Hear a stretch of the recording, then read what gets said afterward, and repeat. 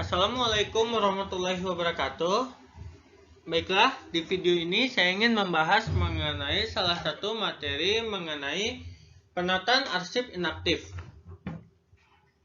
Namun sebelum itu saya ingin memperkenalkan diri saya terlebih dahulu. Perkenalkan, nama saya Yuda Surahman dengan NIM 20026116 dan juga jurusan saya yaitu Informasi Perpustakaan dan Kearsipan.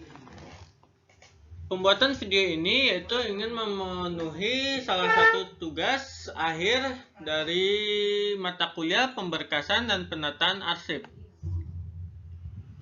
Baiklah, langsung saja kita ke definisi dari proses penataan arsip inaktif. Apa sih itu penataan arsip inaktif? Penataan arsip inaktif merupakan proses menata kembali arsip atau mengelola arsip yang kondisinya tidak teratur sehingga kembali tertata sesuai dengan penataan kembali masa aktifnya. Maksudnya di sini, proses menata kembali arsip yang telah lama tidak dipakai atau yang mungkin saja sudah tidak dipakai agar dapat disimpan sehingga dapat dipergunakan pada masa depan. Berikut langkah-langkah penataan arsip inaktif. Yang pertama itu pemilahan. Arsip inaktif dipilih berdasarkan dari jangka waktu pemakaian dokumen yang akan diarsipkan dengan kesesuaian dari jenis dokumen tersebut. Nomor 2, pengelompokan. Arsip yang sudah dipilih tadi akan disimpan dan harus dikelompokkan berdasarkan dari klasifikasi arsip tersebut. Nomor 3, pembuatan daftar arsip. Membuat daftar arsip yang akan dimasukkan ke dalam daftar arsip inaktif. Nomor 4 yaitu pembungkusan dan penomoran memasukkan dokumen ke dalam sebuah kelompok arsip dan memberikan penomoran yang sesuai dengan kelompok arsip tersebut.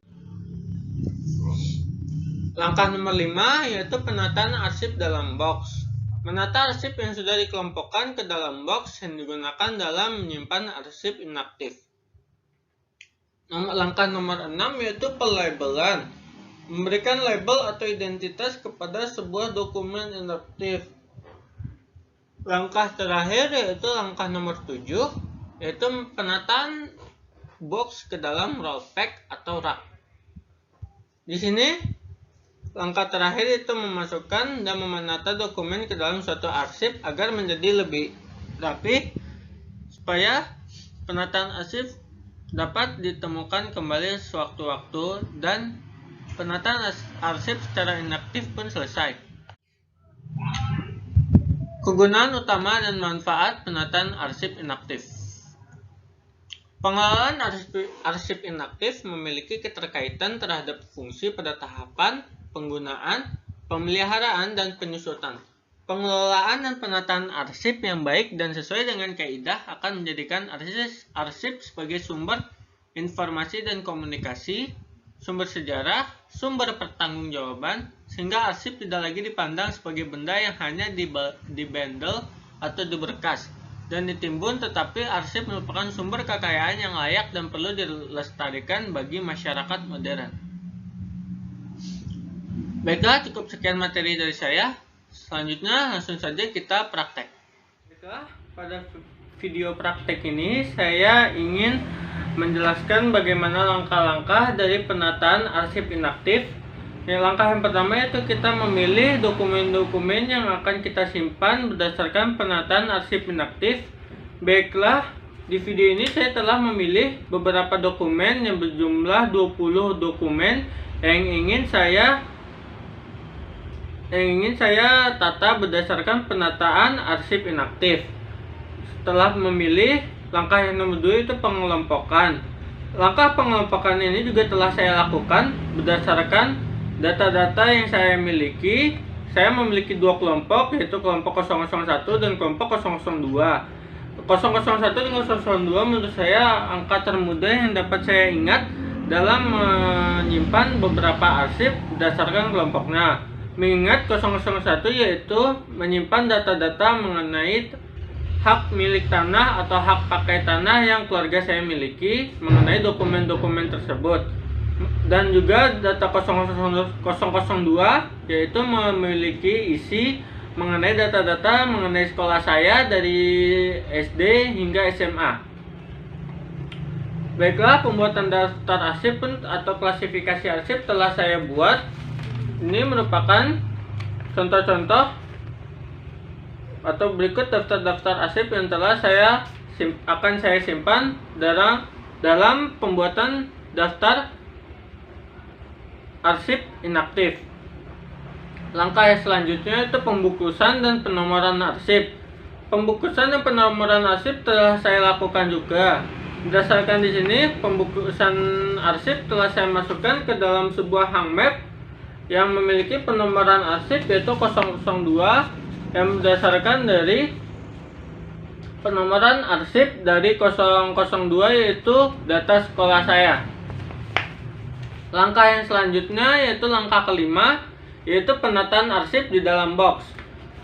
Seluruh arsip yang telah saya masukkan ke dalam sebuah hang map berdasarkan nomor arsip ini akan saya masukkan ke dalam box atau sebuah bagian dari lemari yang telah saya beri tanda juga, yaitu seperti ini,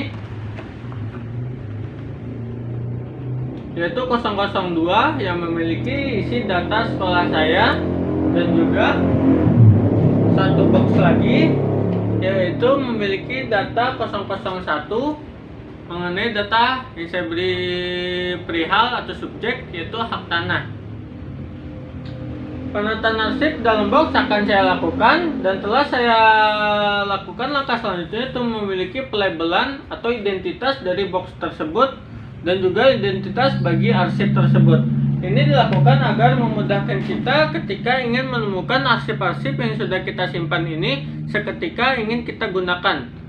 Maka dari itu langsung saja kita ke langkah yang terakhir yaitu penataan box ke dalam rak.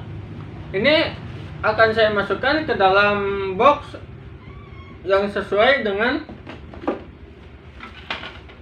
arsip-arsip yang saya miliki. Pertama itu 001 akan saya masukkan ke dalam box yang berisikan data dari nomor arsip 001. Yang kedua yaitu 002 akan saya masukkan arsip-arsip yang memiliki nomor klasifikasi 002 yang berisikan mengenai data sekolah. Baiklah, langsung saja kita langkah terakhir yaitu penataan box ke dalam rak. Baiklah, ini akan saya sampai ke langkah terakhir yaitu menyimpan box ke dalam lemari yang telah saya sediakan. Lemari ini memang bagian dari box ini, akan tetapi ini saya gunakan sebagai penyimpanan arsip inaktif. Baiklah, yang pertama saya akan menyimpan box nomor 001 ke urutan lemari yang paling atas. Ini akan menyimpan beberapa data mengenai hak tanah yang saya miliki. Dan juga ada box yang kedua yaitu mengenai data-data sekolah saya dari SD hingga SMA. Dan akan saya simpan ke dalam urutan lemari nomor 2. Baiklah, begitu mengenai penataan arsip berdasarkan arsip inaktif yang telah saya praktekkan. Lebih dan kurangnya mengenai penjelasan atau mengenai praktek saya mohon maaf bila ada kesalahan, dan saya dapat menarik kesimpulan dari penataan arsip inaktif ini yaitu kita dapat menyimpan beberapa arsip atau berbanyak-banyak arsip yang tidak terpakai atau mungkin saja bisa terpakai pada masa depan tanpa harus berserakan atau membuangnya. Maka dari itu kita memerlukan penataan arsip inaktif agar kita dapat menyimpan arsip-arsip tersebut sesuai dengan kebutuhan kita pada masa depan tanpa membiarkannya berserak atau lupa meletakkannya di mana saja. Maka dari itu lebih dan kurangnya saya minta maaf. Wassalamualaikum warahmatullahi wabarakatuh.